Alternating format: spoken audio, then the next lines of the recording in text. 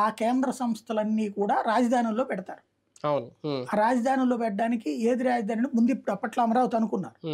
అనుకున్నాక అప్పుడు చిన్న తేడా ఏమొచ్చిందంటే రాష్ట్రానికి సంబంధించినటువంటిదేమో ఈ విట్టు ఇట్లాంటి వాళ్ళకేమో 20 లక్షలు 50 లక్షలకి ఇచ్చి ఎకరం, వాళ్ళకి వచ్చేది 4 కోట్లు అడిగారు ఎకరం.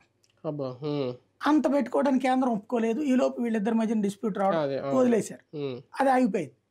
ఇప్పుడు అందరు వస్తారు, వీళ్ళు తక్కువకే ఇస్తారు వాళ్ళకి 50 లక్షలకి. ఇప్పుడు వాళ్ళ అదేదో ఒక జాతీయ సంస్థ విద్యా సంస్థ ఒకటి వస్తున్నారు, వాళ్ళకి 50 ఎకరాలు ఇస్తున్నారు, ఏదో 50 లక్షలకి ఎంతకు ఇస్తున్నారు. వీళ్ళకి కూడా ఆ రేంజ్ లోనే ఇస్తారు కేంద్ర సంస్థలకి. ఈ దఫా అవి వస్తే 40 వచ్చేసినాయి అనుకోండి, వాటిట్లో ఎంప్లాయ్మెంట్, వాళ్ళ క్వార్టర్స్, వాళ్ళకి సంబంధించి బ్రతకడానికి ఏర్పాట్లు, దాంతో పాటుగా ఆ ఏరియా అంతా డెవలప్మెంట్ నడిచిపోతుంది.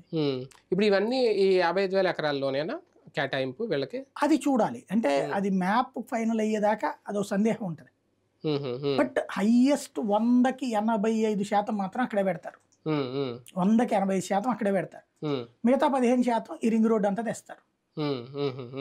మళ్ళీ రాష్ట్రం ఒక బలమైన పవర్ హౌస్ గా మారబోతుందని చంద్రబాబు గారు ఇచ్చిన సంకేతం కేంద్రంతో ఒప్పందాలు కుదుర్చుకున్న తర్వాత కేంద్రం నుంచి ఏమైనా ఆర్థికంగా కూడా ప్రయోజనం చేకూరబోతుందా? అందుకు అలా అన్నారు. ఖచ్చితంగా వస్తాయి. అంటే ఇప్పుడు క్రిందటిసారి ఇచ్చినటువంటిది 3,500,000 కోట్లు